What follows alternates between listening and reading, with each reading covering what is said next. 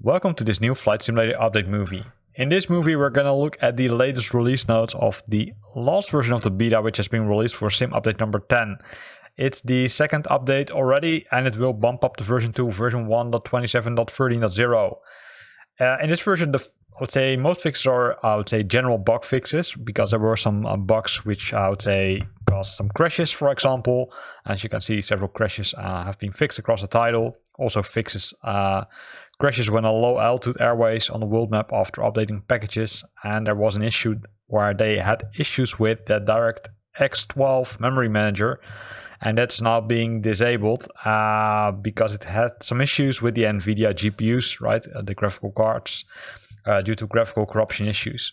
They also fixed scenarios where the apron was missing after the launch of the flight, and they fixed an issue where a scenario where the haze layer could show up abruptly. Other than that, the tiles and grass sometimes appearing on the asphalt surface, right, that appeared sometimes. You saw some weird things on the runway, for example, and those scenarios it looks like to be tiles and grass, so that's now being fixed.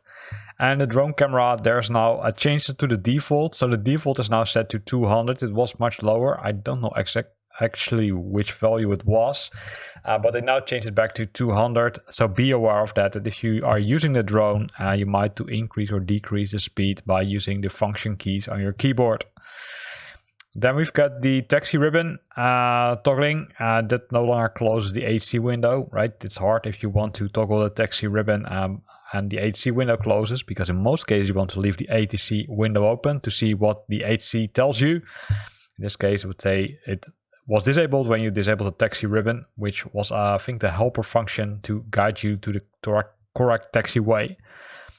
Nav Blue has updated to RAC 2208, so the I would say navigation data has been updated. And other than that, there was a fix for the VR. So if you're using VR, that would not render if HDR was enabled on the OS. That's now fixed.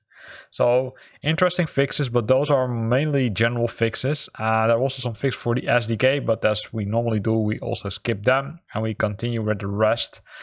There was an issue where the VFR map, right, the new one, which adds some new functionality, would let's say cause some issues. So it would induce a CTD, which stands for crash to desktop, and that's now being fixed. And there were some issues in the G1000 NXI, where they had the bearing pointers not properly synchronized with the external HUD overlay.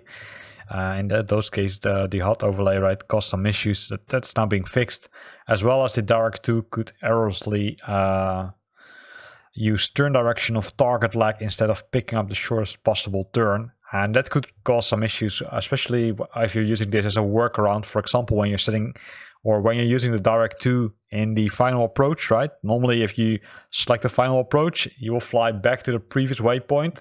The workaround is to use the Direct 2 option to fly to the next waypoint. In this case, it caused some other issues to happen.